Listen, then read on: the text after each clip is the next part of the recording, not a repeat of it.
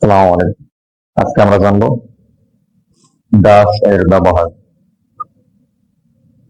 ডাস এর ব্যবহার মূলত এটা আলোচনা করতে গেলে থার্ড পারসন সিঙ্গুলার নাম্বার যেমন হি, সি, ইট একটি মাত্র নাম, এগুলোর ক্ষেত্রে ডাস ব্যবহৃত হয় অক্সিলারি ভার্ব হিসাবে।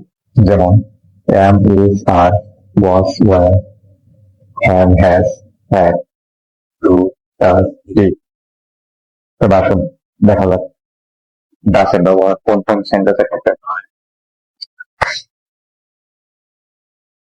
প্রথমে আসি ইন্টারোগেটিভ সেন্টেন্স, মানে প্রশ্ন করা সেন্টেন্স। স্ট্রাকচার হবে ডাস প্লাস সাবজেক্ট প্লাস ভার্বের বেস ফর্ম মানে present form plus object and শেষে কোশ্চেন মার্ক দিতে হবে। তাহলে ডাস হি প্লে ফুটবল? সে কি ফুটবল খেলে? Does she study every day? সে কি প্রতিদিন পড়াশোনা করে? Does the baby sleep well? এবার আসা যাক নেগেটিভ সেন্টেন্সের ক্ষেত্রে ডাস এর ব্যবহার।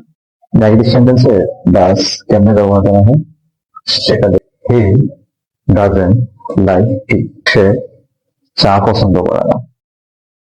ইট ডাজেন্ট ওয়ার্ক, এটি কাজ করে না।